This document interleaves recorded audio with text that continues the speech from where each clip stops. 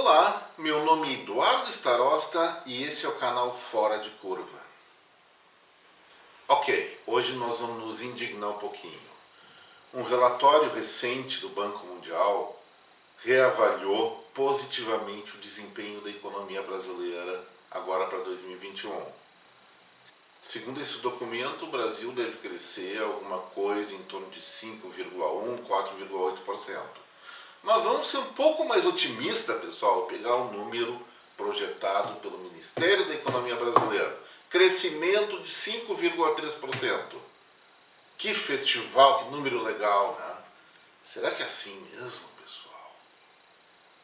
Será que um número, tudo bem, faz muito tempo que nós não crescemos 5,3%, mas será que isso aí significa que o Brasil finalmente começou a engrenar num desenvolvimento mais sustentado? Olha, lamentavelmente esse número não quer dizer muita coisa. Eu fiz algumas análises, brinquei um pouco de cabeça de planilha aqui e olha o que eu tenho para passar para vocês.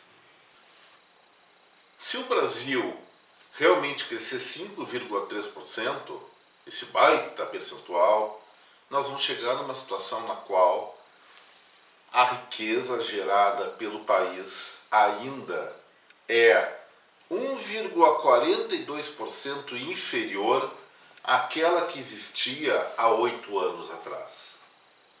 Poxa, isso significa que nós ficamos muito tempo marcando passo, né?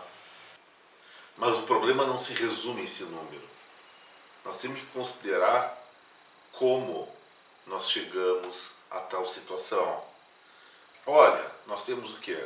A agricultura, de fato, a agropecuária, vem salvando o Brasil. O resto, indústria, comércio e serviços, vem contabilizando resultados lamentáveis.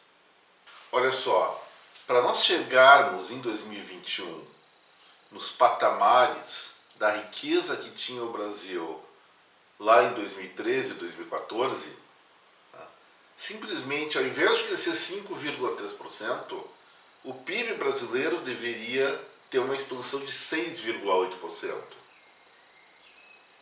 Isso aí, esse 6,8%, só ia recuperar esse passado de fiasco. Mas o PIB, é o Produto Interno Bruto, é uma média de todos os setores produtivos. Olha só o que nós vamos encontrar. Para a indústria se recuperar, o crescimento teria que ser 16,3%. Tirando a parte mineral, que andou mais ou menos bem nesse momento, porque nós exportamos muito minério para vários países, especialmente China, só a indústria de transformação, ou seja, aquela que gera valor, aquela que realmente cria novos produtos, para chegar ao patamar lá de 2014, teria que crescer 21%. E a construção civil, como é que anda? Terrível. Para compensar as perdas que ocorreram da década passada para cá, o crescimento tinha que ser 50,2%. Serviços, 5%, está melhorzinho. E o comércio, 11,5%. É mais ou menos a mesma coisa dizer que o consumo brasileiro, lá em meados da década passada, era 11,5% superior ao atual, mesmo com os resultados positivos agora de 2021, por melhor que sejam. Mas vamos aumentar a preocupação ainda. Nas últimas décadas, o mundo inteiro, vem crescendo a uma média de 3,6% ao ano. Alguns países melhor, como Índia e China, Vietnã, outros numa situação mediana, como Estados Unidos, e países com crescimento mais lento, como é o caso da maior parte das nações da União Europeia. E o nosso Brasil, será que chegou perto desses 3,6%? Lamentavelmente não. Se nós pegarmos os últimos 10 anos, pegar de 2010 a 2020, em média por ano o Brasil cresceu 0,27%. Um dos países que menos se desenvolveu no mundo nesse período. E um prazo mais longo, que é de 2000 a 2020, o crescimento médio foi ainda abaixo de 2%, foi 1,96%. Ou seja, no decorrer desse milênio, o nosso país foi perdendo espaço na economia mundial. Mas falar em economia mundial é uma coisa abstrata. O que significa economia mundial? Em resumo, minha gente, a vida das pessoas no mundo, nessas 2 décadas, melhoraram mais do que a vida dos brasileiros. E eu não vou pegar só esses últimos 20 anos. Vamos 20 anos mais para trás, 40 anos lá atrás, na década de 80 e na década de 90. Também, pessoal, foram décadas perdidas. Os crescimentos, o desenvolvimento foi pífio. E aí, o que houve? Azar do Brasil? Não, não é assim. O que será que aconteceu com o nosso país nos últimos 40 anos que prejudicou tanto o desenvolvimento da nossa economia? Se alguém disser que foi a democracia, está errado, não foi a democracia. Vamos relembrar, para quem ainda se lembra, os últimos anos do governo militar foi o quê? Foi inflação elevada e baixo crescimento também. Então tem algumas coisas erradas que historicamente o Brasil vem fazendo que impede que nós tenhamos um nível de prosperidade mais elevado com um país desses que tem inúmeros potenciais, tem minerais, tem água, tem espaço agrícola, tem uma população ainda jovem. Poxa, o que está acontecendo que, ao contrário do resto do mundo, o Brasil não passa por uma alavancagem de seu crescimento, de seu desenvolvimento para o bem da sociedade? Os problemas são muitos, mas nós podemos falar de alguns deles, fundamentais. E o nosso problema fundamental, vou tocar nessa tecla novamente, já toquei em outros vídeos, chama-se incompetência da gestão política do nosso país. Nós temos a mania aqui de acreditarmos muito em palavras bonitas, mas a realidade, ela não quer saber de palavras bonitas. A realidade quer saber de realidade. Algumas vezes, é bom admitir isso, nós tivemos períodos de maior prosperidade, mas depois a gente analisou que eles eram falsos. Nós tivemos na década de 70 o que chamaram de milagre econômico, que foi nada mais do que usar dinheiro para financiar grandes obras. Isso provocou um temporário movimento de crescimento econômico que foi cobrar o preço lá na frente, na segunda metade da década, mais ou menos a partir de 77, 78, quando os juros dos empréstimos externos subiram muito. E mais recentemente, o que nós tivemos? Lá entre 2004, 2005 até 2012, nós tivemos um impulso do crescimento baseado em artificialidades, em um processo de redistribuição de renda que chamaram de Bolsa Família, que durou pouco tempo. Por quê? Porque essa redistribuição não qualificou o brasileiro. Simplesmente deu um dinheirinho a mais para cada família carente. Esse dinheirinho a mais, ele no início sim alavancou o consumo, mas depois ficou estanque. Tivemos uma continuidade também desse crescimento por mais alguns anos por aumento de gastos públicos, que gerou no final um crescimento fantástico da dívida que nós estamos pagando o preço ainda hoje. O que está acontecendo? A gente precisa inventar moda para crescer? Não, existem algumas regras básicas. E talvez A principal delas é ter o mínimo de regras possível. É aquela coisa, gente.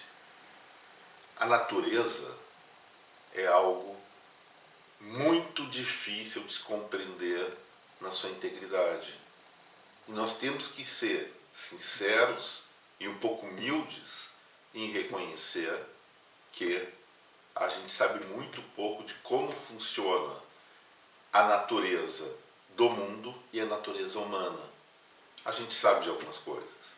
A gente sabe que a maioria dos seres humanos, a esmagadora maioria, vai se sentir incentivada a ser o fruto do seu trabalho, o fruto da sua atividade lhe der mais ganhos. A gente sabe também que o controle excessivo acaba engessando qualquer tipo de atividade. Por quê? Porque a gente não conhece os pormenores da psicologia humana, da psicologia social humana e como o coletivo humano reage ao controle, normalmente reage negativamente.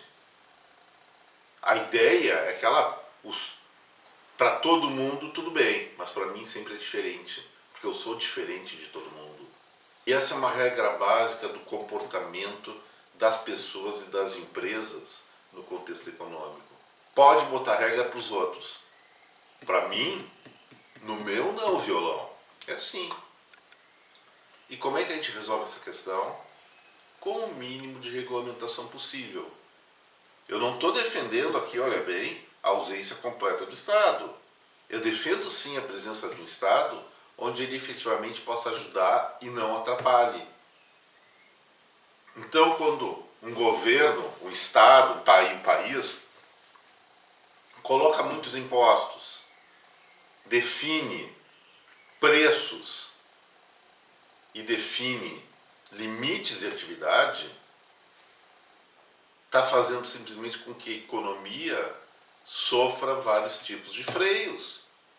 É lógico que algumas coisas tem que frear, algumas coisas até para preservar esse nosso país para as gerações futuras.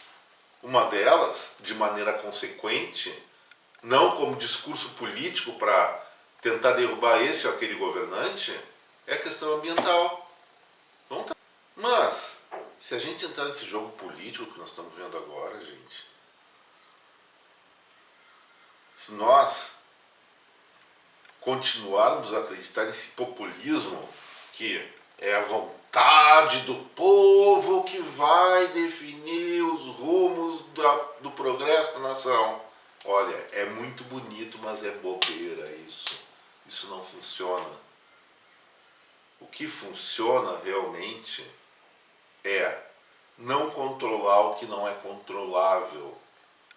Nesse ponto eu vou insistir numa série de coisas. Começando pela redução de impostos, começando pela redução de burocracia, e passando por maior autonomia e liberdade para as pessoas empreenderem e conseguirem fazer valer seus talentos pessoais. Isso aí não é capitalismo, não é socialismo, nada. É só natureza. A gente vai acompanhar a natureza dos outros animais, que a gente é bicho também. Nós vamos ver o que é? Que os mais competentes é que conseguem sobreviver e reproduzir. O humano, lógico, com mais civilidade, não é muito diferente disso. Antes de aceitar essa discurseira política, esse excesso de leis que só vem para nos enrolar e locupletar uma classe política que não está olhando realmente para as necessidades da população brasileira, antes disso, vamos sim clamar constantemente pela preservação e ampliação das nossas liberdades. Não só liberdade de falar, não só liberdade de se expressar, mas também liberdade de agir, evidentemente, sem prejudicar ou sem extrapolar direitos que venham a afetar negativamente o próximo. Não é selva, é civilização. Mas civilização com liberdade de expressão, com liberdade de empreendimento, democratização das oportunidades. Político que bate no peito e quer botar o seu povo embaixo da sua asa dizendo: eu protejo vocês, eu sou o pai da nação, é um cínico, é um mentiroso. Vamos parar de acreditar nessas balelas e vamos começar a acreditar em nós mesmos e exigirmos que nós sejamos respeitados como cidadão e não sejamos enrolados por um grupo de pessoas que devia nos servir, mas parece que eles querem que nós sirvamos a eles. Isso está errado, pessoal. Esse é o recado de hoje. Espero que o conteúdo tenha agradado a cada um de vocês. Se agradou, por favor, deixe seu like, se inscreva no canal e compartilhe essas informações. Estou aberto a perguntas. Eu fiz para esse vídeo uma análise pormenorizada de vários aspectos do PIB brasileiro. Se você tiver alguma questão e eu puder responder, nos comentários pode deixar sua pergunta, que vai ser um prazer interagir mais diretamente com você. Muito obrigado e até a próxima.